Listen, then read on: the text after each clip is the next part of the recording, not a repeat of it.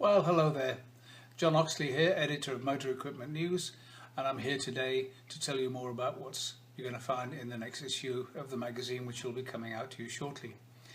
First up, celebration time here at Adrenalin Publishing. Yes, it's 25 years, or it was in June, since a publisher and owner, Cathy Parker, started the business, started Adrenalin Publishing. Among the magazines that she bought was Motor Equipment News, which, by the way, at that stage was already 7 years old.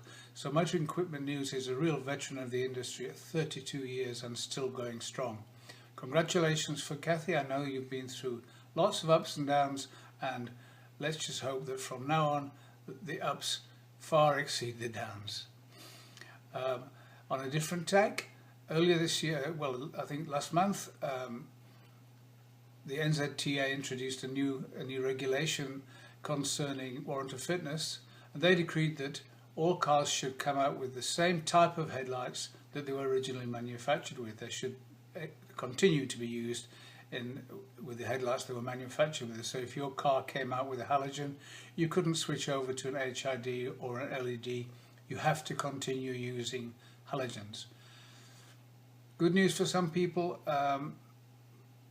but bad news for others. It means that, for instance, I'll have to go back from my LEDs to halogens. But the good news is that Narva's come out with a really nice solution to the problem. It's called the Plus 150 halogen. It gives the same sort of brightness that we've been getting from LEDs, but it's totally legal within the framework of the new regulations and not horrendously expensive.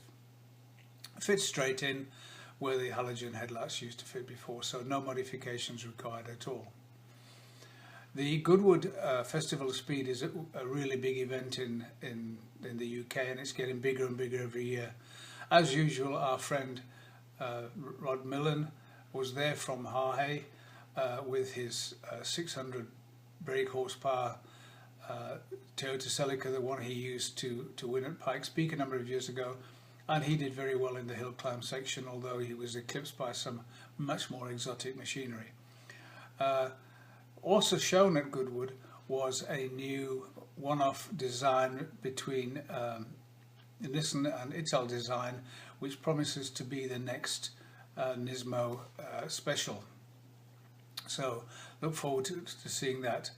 Our main feature this month is servicing, and one of the things that we've discovered in our research is that loyalty is king. You keep your customers happy and you'll keep your customers.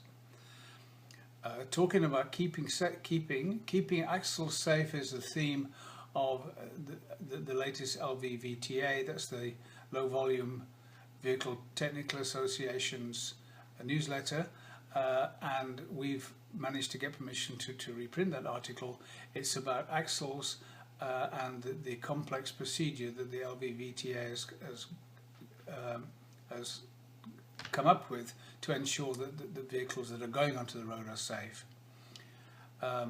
When it comes to trucks and buses, a lot of power is needed to do other stuff apart from just driving them, and Projector has come up with a new 24-volt inverter which produces an incredible amount of power. I think it's as much as 6 kilowatts, which is really good stuff. So have a look at that. And finally, our motorsport people around the world are doing extremely well.